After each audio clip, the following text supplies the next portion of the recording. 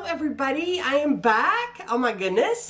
Honestly, time has just gotten away from me, but I'm going to do a quick catch up on everything that's been a lot of things that have been going on. I can't catch up on everything in one video, but I am back. I'm excited to share with y'all some really great things that have happened and are happening. And so I just wanted to hop on here and reconnect and really get back into the content that I love to create. I'm trying to decide if this is crooked. Is this crooked? Probably so. Y'all, I haven't done videos in so long. It's probably going to be a little haphazard at first. It's amazing how much your skill set deteriorates after only a month or two. Anyhoodles, we're back. My name is Dee Burks. This is Retirement Rescue. Thanks for joining me. Now let's get started.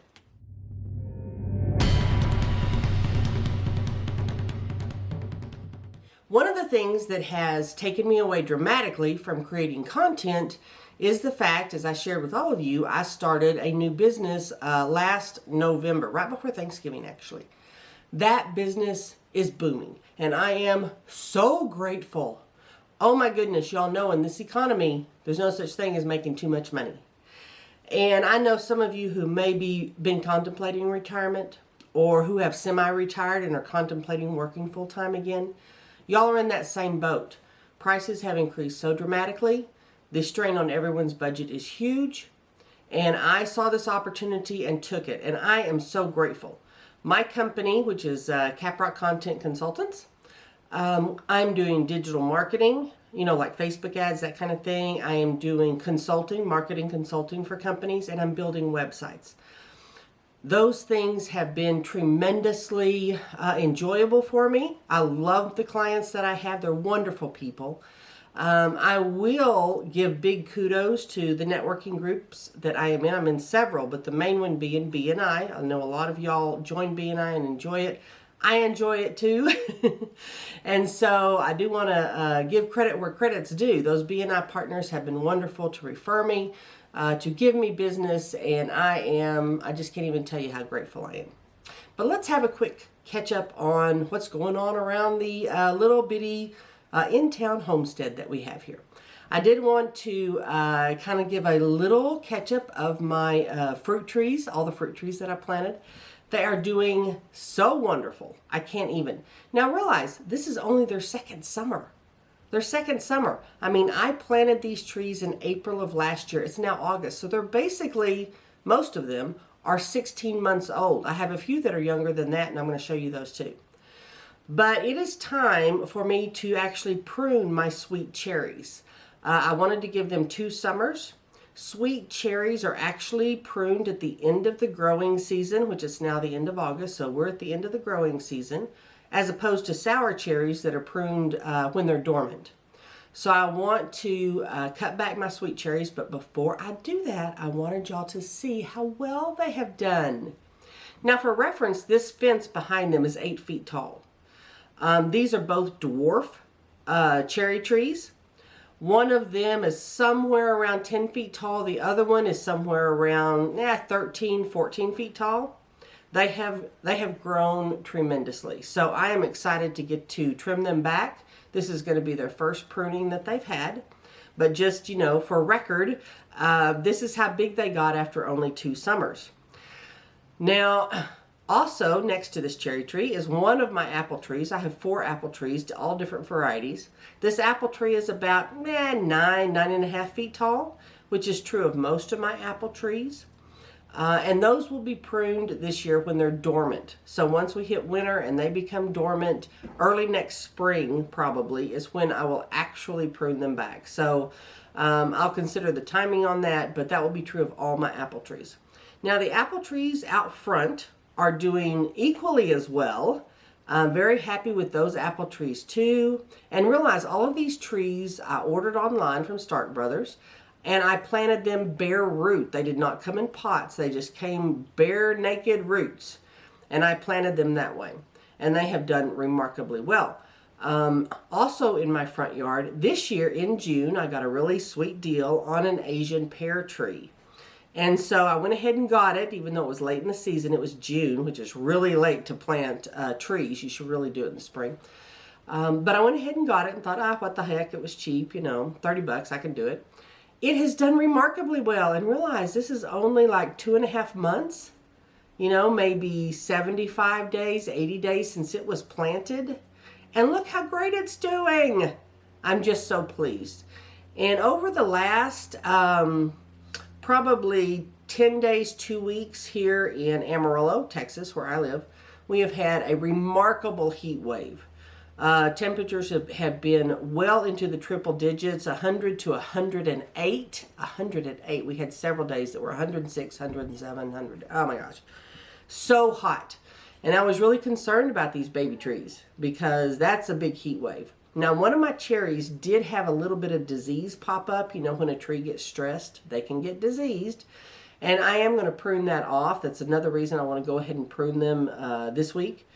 And so I'm going to prune that off, take care of it, get rid of that, get it off the property. You'd never want to compost anything that's got disease on it, obviously. And that's one of the reasons I want to get that taken care of. Now, this year I also replanted hazelnuts. They're actually hazel bushes, is how hazels grow. And so I replanted those at the beginning of the year in May. The first ones I planted last year died. I did not have them in a great location. These are in a better location, but they're still a little bit exposed. So I'm going to show you what's happened to them over the last 2 weeks due to the heat. They have gotten really sun stressed, and that's what you're going to see here. When these leaves turn brown around the edges, they're water stressed, they're sun stressed, even though, believe me, I watered the heck out of these babies. But they're a little bit exposed. One of the things I'm going to do is to the east of these little trees is plant another tree, probably a plum tree, something that will give it a little bit of dappled shade over time, because the heat and that exposed sun for extended hours really does affect these hazels. Now, since it's cooled off the last few days, they have just popped back to life, which is great. I mean, that's awesome. So they're doing well, much better than they did last year. They're in a better location. So, but it just kind of goes back to that. You've got to be really careful where you plant things. You've got to be observant of where the best places are. And so that's what I'm going to be doing. One of the things I also did was I removed, or had removed, I did not do it, y'all. I can't swing a chainsaw. I had removed was a big dead elm tree out in front of my house that was between the sidewalk and the street. And I am planning this next year, next spring, to plant at least 2 cold hardy pomegranates. I love pomegranate juice. I love wine made out of pomegranate juice. Yum, tasty. I hate how much pomegranates cost, y'all. I hate how much pomegranate juice costs. So I'm going to plant my own. I mean, that was really kind of the motivation behind me planting so many fruit trees. I eat a lot of fruit. Have you been to the grocery store lately? That's why I planted what I planted, because I planted the things that were very expensive, that I eat a lot of. I don't want to plant anything I don't eat a lot of. And I'm going to continue that. So now that I have this whole strip out in front of the house that is completely tree-free, I'm going to plant a couple of these dwarf-sized cold hardy pomegranates. I am specifically going for a variety called Russian 26, which is a very cold hardy type of pomegranate. So we're going to see how that goes, but that will be next spring. So a quick catch up on the yard. The fur babies are all doing great. Gracie is doing great. She's actually lost a little weight, so she looks very svelte these days. The kitties are doing great.